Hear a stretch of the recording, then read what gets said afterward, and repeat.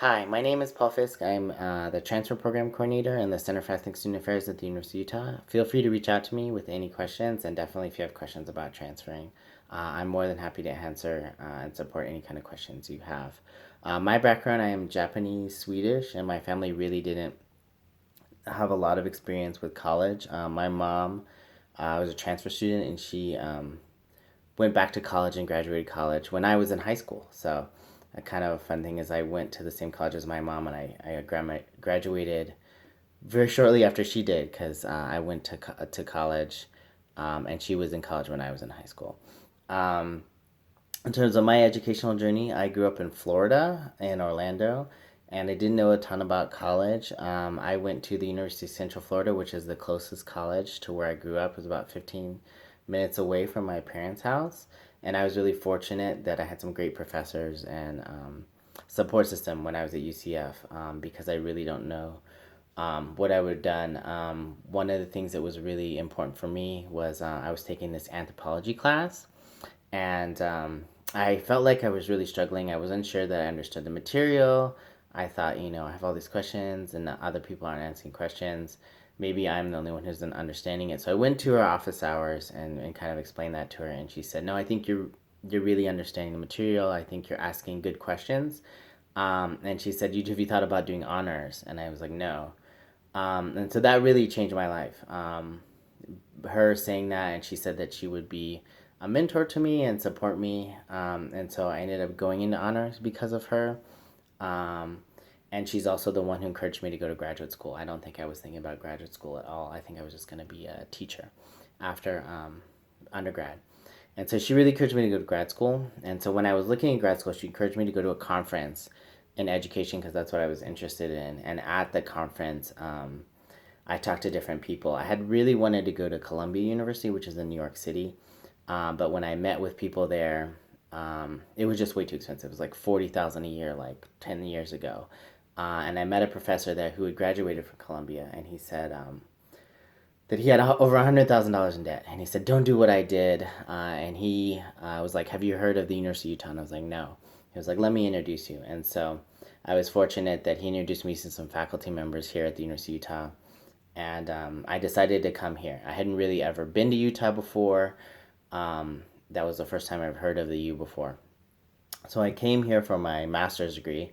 I went education, culture, and society, and I was lucky. I didn't really know anyone in Utah at all. I hadn't really been to Utah, so it was a big change for me coming from Florida, particularly in 2005 was when I first moved here for my master's. And I had joined the Asian American Student Association kind of as someone who's mixed. I really didn't know a lot about my identity, and it was really kind of meaningful for me to be in the club.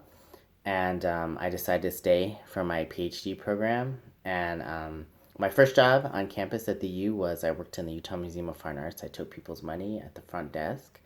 And then I had the opportunity as a grad student because the university had a lot more opportunities than Columbia. I was able to be teaching assistant for a course in my master's program, and then in my PhD program, I was able to teach a couple courses. I taught the Intro to Ethnic Studies and the Asian American Experiences courses in Ethnic Studies at the U, and that was a great experience. Um, and then there was an opportunity while I was doing my PhD that a person who was the transfer program coordinator had taken a break and they needed a temporary replacement, and my daughter had just been born and we didn't have any money, so I took it.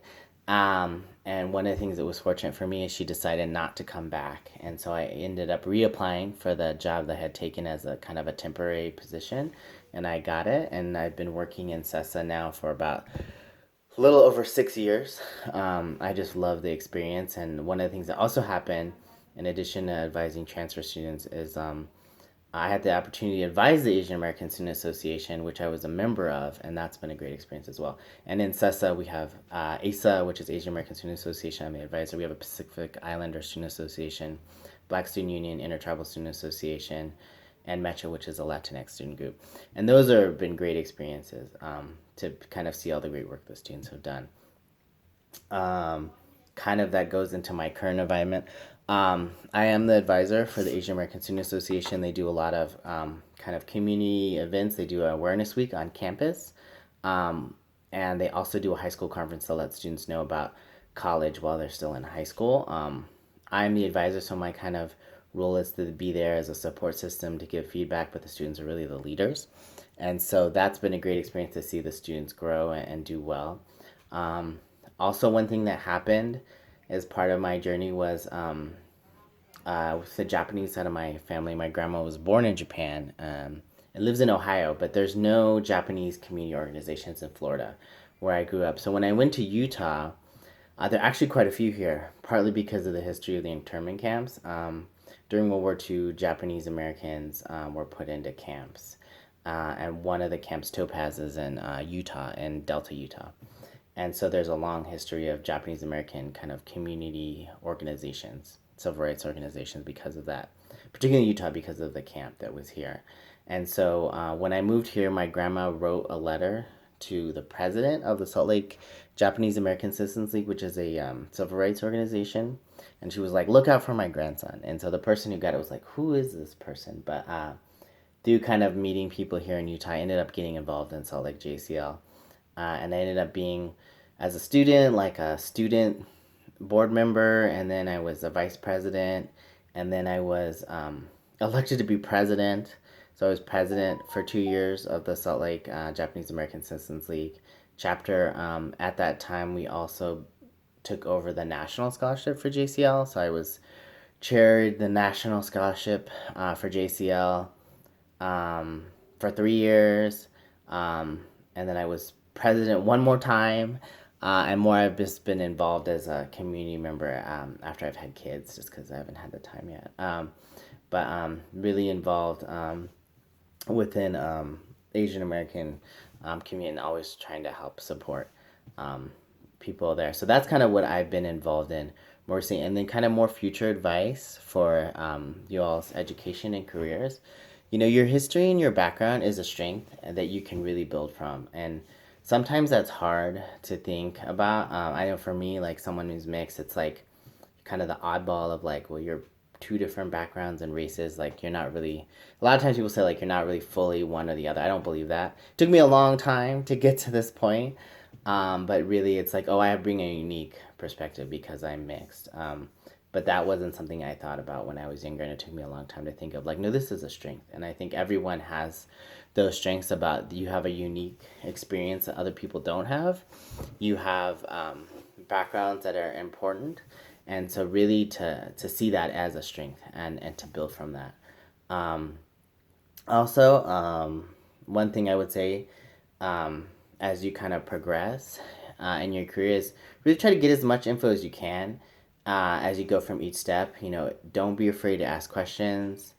You know, for example, we have some grad school prep programs in CESA and things like that.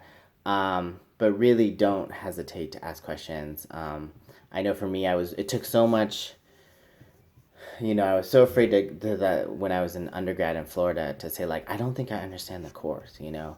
And, you know, when I actually brought that up to my professor, she thought, no, I think you are understanding. I actually think you're doing well.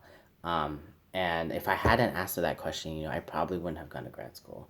And, you know, if I didn't have that advice of like seeing, you know, what are my options, talking to people, you know, I may have like had a lot more debt in terms of college than I do. I was very fortunate that, you know, I really got a lot of scholarships and opportunities that paid for, you know, paid me or paid for my tuition in grad school that I wouldn't have known about had I not asked people. And so, again, you know, I work at the University of Utah and I do advising, so please reach out to me. I'm always happy to help. I always take that kind of what I said when I think about other people, and I've seen a lot of people go from like community college to bachelor's to then, you know, finishing their master's now that I've been at CESA for like 6 years. I've seen people go all the way through, you know, a lot of their goals, including grad school. And so, you know, that's super awesome. And you can do it, and I've seen a lot of people do it. But yeah, you know, it can be hard to ask questions or reach out, but I do really encourage you. I was kind of lucky in a lot of my things of like, oh, I went and this happened. They told me about the U, or, you know, I happened to ask the right professor and she was very supportive. But like, don't leave it up to luck. And I'm more than happy to answer any questions or support anything you have. Thank you. Bye.